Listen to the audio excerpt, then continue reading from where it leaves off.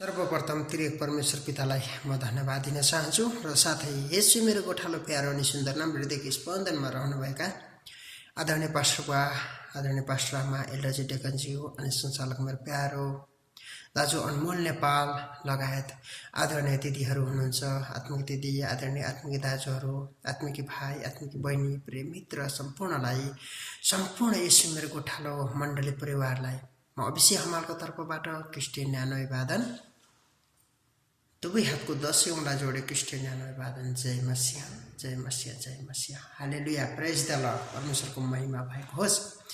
र अनि है जुन आज मेरी क्रिसमस तपाईहरुलाई है, तपाई हामी सबैले भनेका छौं, एकले अर्कालाई गिफ्टहरू हामीले दिने पनि काम गरेका छौं, किनभने मौखिक रूपमा हामीले मेरी क्रिसमस भनेका छौं अनि परमेश्वरकै महिमा भएको छ। एकदमै म हाँसी अनि खुसी, एकदमै उत्साहमा छु आज, किनभने हाम्रो निम्ति जन्मेको बालक कस्तो हुनुहुन्छ त, मानिसको पुत्र कस्तो हुनुहुन्छ त भन्ने कुरामा अलिकति थोरै मैले केही यसैया अगमवक्ताले 700 वर्ष अगाडि बोलेको वचन पूरा भएको यसैयाको 9:6 अध्यायलाई म पढेर तपाईहरुको बीचमा पढ्नेछु अनि केही भजन पनि मैले गाउनेछु छोटो।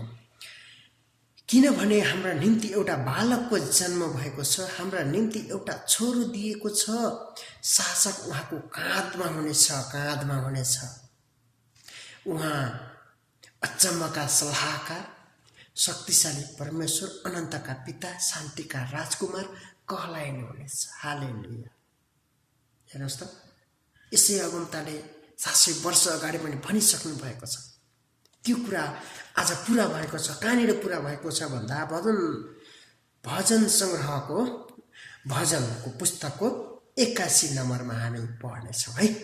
म गाउनेछु थोरै, मेरो स्वरलाई होइन तपाईले शब्दलाई बुझिदिनु होला। हालेलुया, यसो मेरो गोठालो, यस परमेश्वरको महिमा होस् है।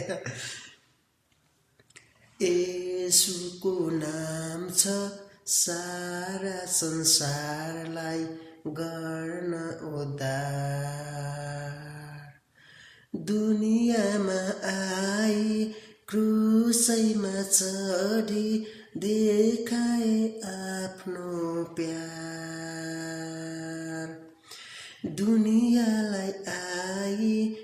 दुनियाँमा आई क्रुसैमा चढी